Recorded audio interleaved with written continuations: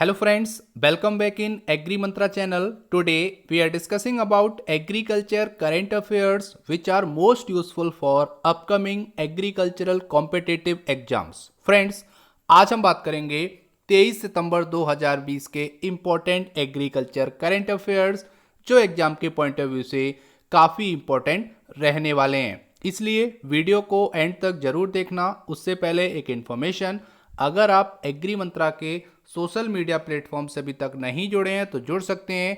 वहां पर आपको latest agriculture current affair dose, PDF notes और इंपॉर्टेंट वीडियोस के लिंक अवेलेबल होते रहते हैं। आज के सेशन में बात करेंगे 3 most important agriculture current affairs, जिसमें पहली हेडलाइन है Shri Narendra Singh Tomar assume charge of ministry of food processing industry. जैसा कि आपको पता है, हाल ही में 17 सितंबर को श्रीमती हरसिमरत कौर बादल ने रिजाइन किया है अपने कैबिनेट से। तो यहाँ पे अब नरेंद्र सिंह तोमर उनका पदभार संभालेंगे, जो कि ministry of food processing industry है। तो जानेंगे इसके बारे में डिटेल में। सारी इंफॉर्मेशन बहुत इंपॉर्टेंट रहने वाला है एग्जाम के पॉइंट ऑफ व्यू से, इसीलिए वीडियो में एंड तक बने रहना। Second important current affair, Shri Radha Mohan Singh distribute electric chaak to 150 कुम्हार family in Bihar under KVIC Kumhar Sashaktikaran योजना। जैसा कि आपको पता है, बिहार में अभी इलेक्शन है,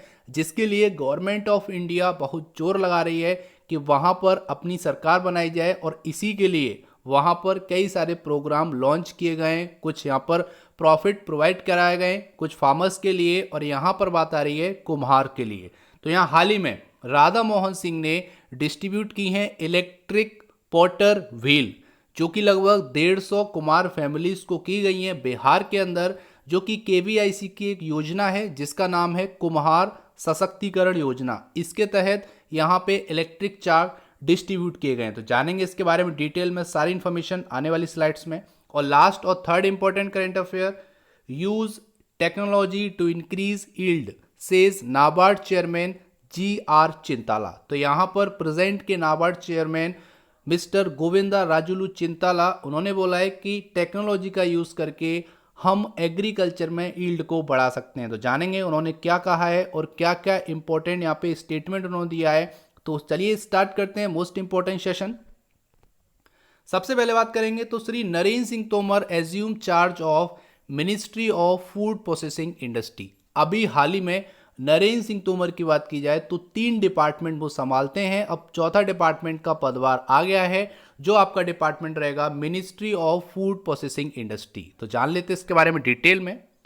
union minister of agriculture and farmers welfare Shri Narendra Singh Tomar assume charge as the minister of food processing industry in Panchsheel Bhavan today. तो आज के दिन पंचशील भवन में union minister of agriculture and farmer welfare mister Narendra Singh Tomar ने आज पदभार संभाला है as a minister of food processing industry. अब वो काम करेंगे, तो जानेंगे इसके बारे में डिटेल में। तो यहाँ पर उनके वेलकम में मौजूद थे श्री रामेश्वर तेली, जो कि minister of state food processing industry हैं, और श्रीमती पुष्पा सुब्रमण्यम, जो कि सेक्रेटरी हैं फूड प्रोसेसिंग इंडस्ट्री की। अभी हाल ही में बात करेंगे तो तोमर जी ने करेंटली 3-4 संभाले हैं, जो कि as a minister of agriculture and farmer welfare, second है मिनिस्टर ऑफ रूरल डेवलपमेंट, और थर्ड है मिनिस्टर ऑफ पंचायती राज। तो यहाँ पर टोटल 3 चार्ज संभाले हुए हैं। अब जो चौथा चार्ज आ जाएगा वो as a minister of food processing industry, वो उसका पदभार भी संभालेंगे। इतना आपको पता रखना है। अब यहाँ पे बात आती है कि पदभार संभालना क्यों पड़ा। इससे पहले इस पोस्ट पर, इस कैबिनेट में कौन था, तो वो थी श्रीमती हरसिमरत कौर बादल, जिन्होंने 17 सितंबर को, ठीक है, 17 सितंबर को रिजाइन किया है अपने कैबिनेट पद से।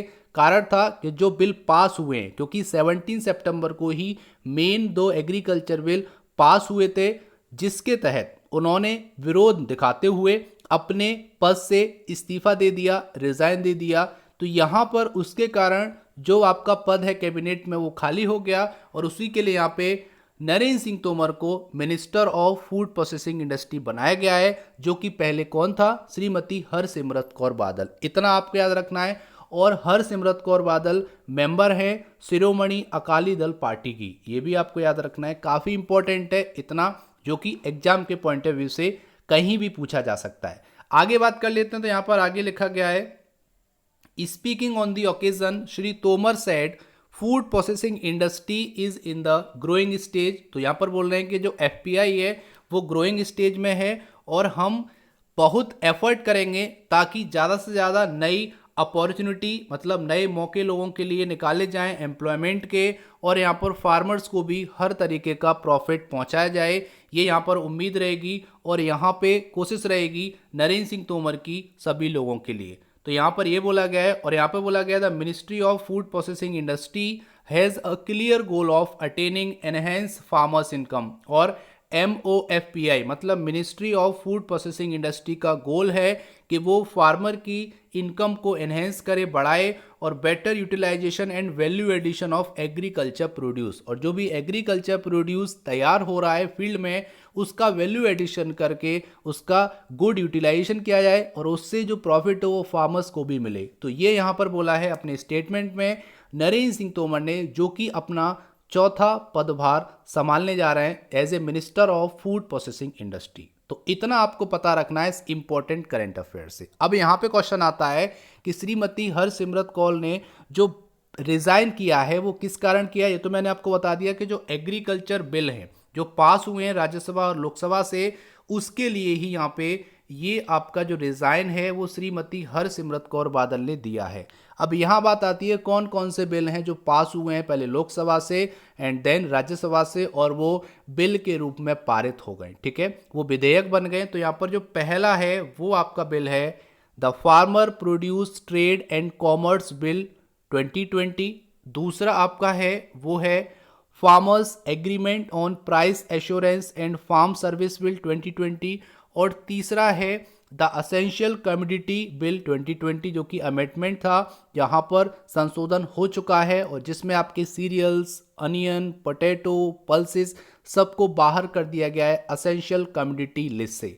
तो इतना आपको पता रखना है इस इंपॉर्टेंट करंट अफेयर से। उम्मीद करते हैं इतना आपको पता होगा, अगर नहीं है तो इस वीडियो को एंड तक देखते रहिए, सारी इंफॉर्मेशन आपको आज भी इस वीडियो में मिल जाएगी। अगर हम बात करेंगे तो ये जो आपका बिल था उससे पहले ऑर्डिनेंस आया था, अध्यादेश आया था, जो कि 5 जून को इंडिया में पारित किया गया था, ठीक है। 5 जून को इंडिया में ये पारित किया गया था। जब प्रेसिडेंट के साइन हुए तो ये लागू हो गया। 6 महीने का टाइम था इसको पास कराने के लिए। जैसे ही सत्र बैठा यहाँ पे दोनों लोअर हाउस और अपर हाउस से इसको पास करा लिया गया, ये बिल के रूप में पारित हो गए। यहाँ पे क्वेश्चन आता है कि जो आपके 2 बिल थे वो आपका फर्स्ट और सेकंड जो मैंने अभी आपको बताया वो 17 सितंबर को पास हो गए थे, ठीक है। और आपका जो तीसरा बिल था असेंशियल कमोडिटी एक्ट का वो आपका 20 सितंबर को पास हो गया, ठीक है। तो आपको डेट भी याद रखनी है, यहाँ से भी क्वेश्चन पूछा जा सकता है। तो इतना हो गया इस करंट अफेयर से। उम्मीद करते हैं करंट अफेयर समझ में आ रही होगी, हेल्पफुल लग रही होगी। अगर हेल्पफुल लग रही है तो वीडियो को अभी लाइक करो और ज़्यादा से ज़्यादा इस वीडियो को शेयर करो। आज की वीडियो का टारगेट है केवल और केवल 250 लाइक्स का, तो जल्दी से वीडियो को लाइक कर दीजिए। आगे चलते हैं एक और इंपॉर्टेंट करंट अफेयर पे। दूसरा करंट अफेयर है श्री राधा मोहन सिंह डिस्ट्रीब्यूट इलेक्ट्रिक चाक टू 150 कुम्हार family in Bihar under KVICS Kumhar Sashaktikaran योजना। तो यहाँ पर एक योजना है जिसका नाम है कुम्हार सशक्तिकरण योजना, जिसके तहत 150 कुम्हार फैमिली को इलेक्ट्रिक चाक या बोल सकते हो इलेक्ट्रिक पॉटर व्हील डिस्ट्रीब्यूट किए गए। तो यहाँ पे बात करेंगे तो एक मेजर स्टेप है जो कि सस्टेनेबल सेल्फ एम्प्लॉयमेंट पैदा करेगा। खादी और विलेज इंडस्ट्री कमीशन जिसको KVIC बोलते हैं, उन्होंने आज के दिन डिस्ट्रीब्यूट की हैं इलेक्ट्रिक पॉटर व्हील जिसको चाक भी बोलते हैं, जो लगभग 150 आपके जो आपके पॉटर फैमिली हैं, पॉटर फैमिली मतलब जो कुम्हार होते हैं उनकी बात की जा रही है, तो 150 कुम्हार फैमिलीज को जो कि ईस्ट चंपारण डिस्ट्रिक्ट से बिलोंग करती थी बिहार में, उनको डिस्ट्रीब्यूट किए गए, ठीक है। आगे बात आती है कि किसने किए हैं, तो ये किए हैं MP and former union agriculture minister Shri Radha Mohan Singh ने डिस्ट्रीब्यूट किए हैं, जिसको इलेक्ट्रिक चाक के नाम से जानते हैं। और कुछ अदर इक्विपमेंट जैसे आपका ब्लेंजर मशीन और आपका पग मिल भी था, जो कि इन पॉटर्स को दिए गए in the presence of KVIC chairman. तो यहाँ पर KVIC के चेयरमैन भी प्रेजेंट थे जिनका नाम है श्री विनय कुमार सक्सेना। अब यहाँ पे KVIC की बात आती है, थोड़ा सा आपको पता होना चाहिए। KVIC की अगर हम बात करेंगे तो 1956 में इस्टेब्लिश हुआ, ठीक है, ये बात आपको याद रखना है। दूसरा इसका हेडक्वार्टर मुंबई में है, ये भी आपको याद रखना है। तीसरा क्वेश्चन ये किस एक्ट के थ्रू बना, तो केवीआईसी एक्ट 1956, ठीक है। तो केवीआईसी एक्ट 1956 के तहत केवीआईसी एस्टेब्लिश हुआ, इतना आपको पता रखना है। इसके प्रेजेंट चेयरमैन है श्री विनय कुमार सक्सेना। ओके, आगे चलते हैं, आगे बात करेंगे। तो यहां पर है this initiative will benefit nearly 600% of the Kumhar community in east Champaran district. तो ये जो आपका इनिशिएटिव लिया गया है केवीआईसी के द्वारा, इससे लगभग 600 लोगों को फायदा मिलेगा जो कि कुम्हार कम्युनिटी से बिलोंग करते हैं ईस्ट चंपारण डिस्ट्रिक्ट से, ठीक है। आगे यहाँ पे बोला गया है the pottery equipment have been distributed under Kumhar Sashaktikaran Yojana of KVIC which aim at strengthening the marginalised potters community and increasing their income by enhancing their productivity. तो ये जो आपका पॉटरी इक्विपमेंट डिस्ट्रीब्यूट हुआ है, ये हुआ है अंडर कुम्हार सशक्तिकरण योजना, जो कि केवीआईसी की एक ऐसी योजना है जो आपके पॉटर्स को स्ट्रेंथ प्रोवाइड करती है, ठीक है, और यहाँ पर उनकी इनकम को बढ़ाने में हेल्प करती है और उससे उनकी प्रोडक्टिविटी बढ़ेगी। अगर प्रोडक्टिविटी बढ़ेगी तो फार्मर्स और पॉटर्स की इनकम भी यहाँ पे इंक्रीज होगी। इसी उद्देश्य के लिए यहाँ पे ये आपके जो इलेक्ट्रिक पॉटरी व्हील हैं ये डिस्ट्रीब्यूट किए गए।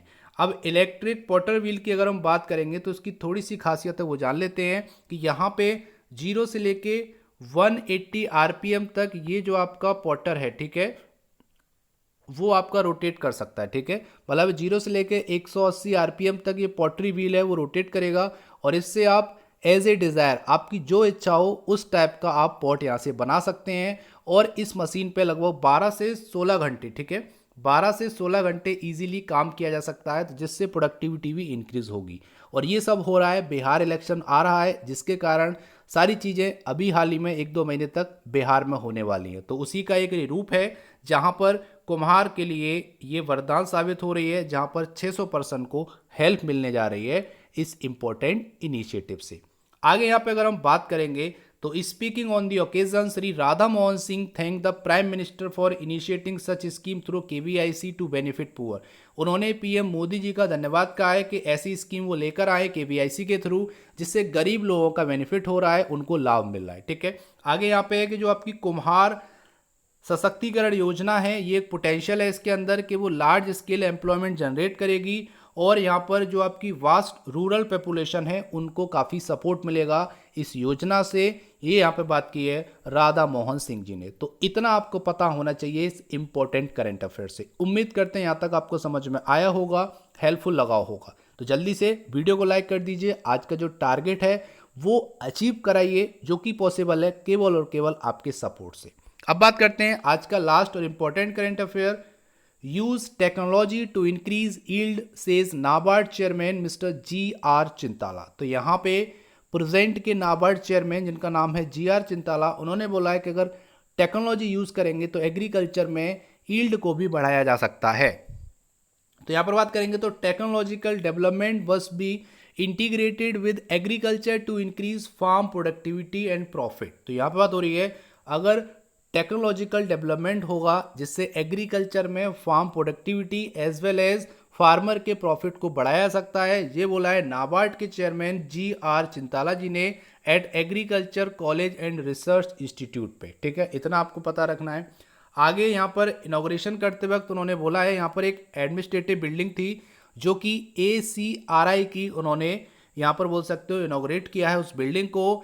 यहाँ पर उन्होंने बोला है कि जो आपका Madurai agri business incubation forum है जिसको MABIF के नाम से जानते हैं, ये भी एक इनिशिएटिव है नाबार्ड का and Tamil Nadu agriculture university TNAU का। तो यहाँ पर उन्होंने बोला है कि TNAU और नाबार्ड मिलके एक इनिशिएटिव उठाए हैं जिसका नाम है Madurai agri business incubation forum, जिससे नए नए स्टार्टअप एग्रीकल्चर फील्ड में देखने को मिलेंगे, जिससे लोगों को एम्प्लॉयमेंट मिलेगा, सेल्फ एम्प्लॉयमेंट मिलेगा और एग्रीकल्चर फील्ड में डेवलपमेंट देखने को मिलेगा, ठीक है।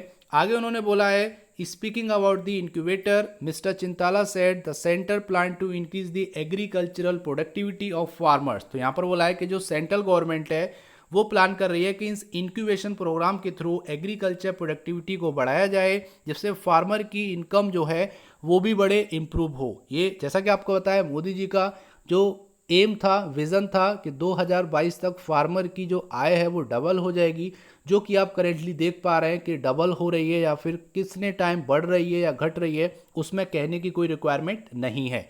आगे यहाँ पर अगर बोलेंगे तो उन्होंने ये बोला है कि इससे जो भी आपके इंक्यूबेशन प्रोग्राम होते हैं, एक ट्रांसफॉर्मेशन देखने को मिलता है और नए नए इनोवेटिव आइडियाज़ आते हैं जो कि लोगों के माइंड में होते हैं, उनको हम बॉटम लेवल पे, फील्ड लेवल पे लेकर आते हैं। ठीक है, आगे उन्होंने बोला है the agri business incubator will integrate farmers with technology development, ultimately improve the income of small and marginal farmers. तो जो भी स्मॉल और मार्जिनल फार्मर है उनकी इनकम को इम्प्रूव करते हैं with the help of incubation programme. तो इतना आपको पता रखना है इस इंपॉर्टेंट करंट अफेयर से।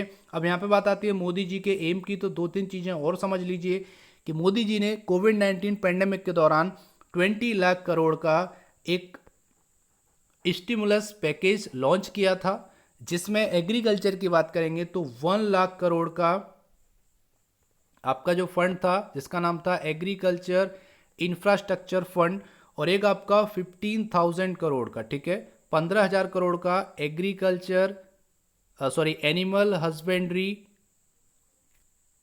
इंफ्रास्ट्रक्चर डेवलपमेंट फंड, ठीक है, जिसको AHIDF के नाम से जानते हैं, ये अलॉट किए गए थे। इतना आपको पता रखना है इस इंपॉर्टेंट करंट अफेयर से। उम्मीद करते हैं यहाँ तक आपको समझ में आया होगा, करंट अफेयर अच्छे लगे होंगे। अगर थोड़े से भी अच्छे लगे तो वीडियो को अभी लाइक करो, और आज का जो टारगेट है 250 लाइक्स का, उसको भी आप अचीव कराइए। ये पॉसिबल है केवल और केवल आपके सपोर्ट से। अब चलते हैं आज के प्यारे से क्वेश्चन की तरफ। उससे पहले बात करेंगे पिछले वीडियो में पूछे गए क्वेश्चन के आंसर के बारे में। तो क्वेश्चन था where are the most pineapple grown in the world. तो पूरे विश्व में सबसे ज्यादा पाइनएप्पल कहां पर प्रोड्यूस होते हैं सालाना, ये यहां पर क्वेश्चन था। तो इसका आंसर है कोस्टा रिका, जो कि एक आपका सेंट्रल अमेरिकन कंट्री है।